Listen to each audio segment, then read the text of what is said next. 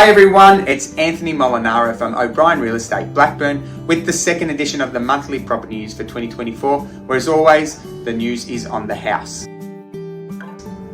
National home prices, according to our source CoreLogic, rose 0.4% for January. However, Melbourne home prices fell 0.1%, which is the second consecutive month a fall has been recorded in home prices.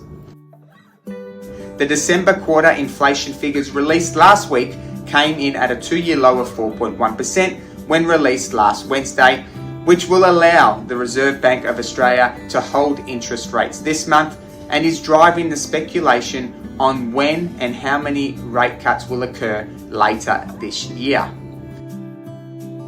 Now, the Commonwealth Bank of Australia, also known as the CBA, Australia's largest lender, is forecasting 3 interest rate cuts in 2024 and a further 3 interest rate cuts next year in 2025. Now, the 2024 cuts would take the Reserve Bank's cash rate down to 3.6% from where it is now at the moment at 4.35%, which is a drop of 0.75%.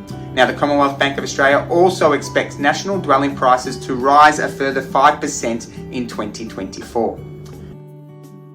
Melbourne's auctions on February the 3rd had its busiest weekend to date for 2024, with 608 homes auctioned with a 71.9% clearance rate. The O'Brien Network auctioned 34 homes, recording a very healthy 73.5% clearance. Now, disappointingly, Melbourne was the second worst performing capital city for January, only behind Hobart.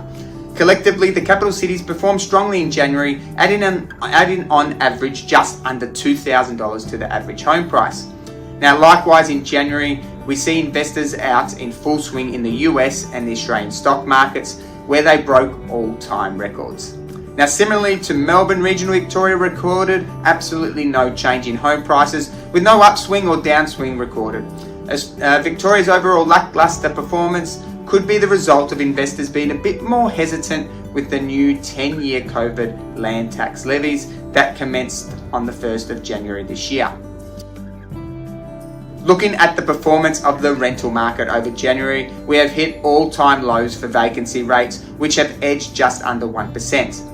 Now, the contraction of housing supply looks set to continue as well, with building approval figures released last week by the Australian Bureau of Statistics showing a significant fall of 18.4% in Victoria's dwelling approvals for the month of December. However, nationally, dwelling approvals fell only 9.5% in comparison. Now, that's all for this month. Remember, the information provided is of a general nature. You should always seek independent legal, financial, taxation, or other advice in relation to your unique circumstances. Thank you so much for taking the time to watch this month's market wrap, and until next month, it's bye for now.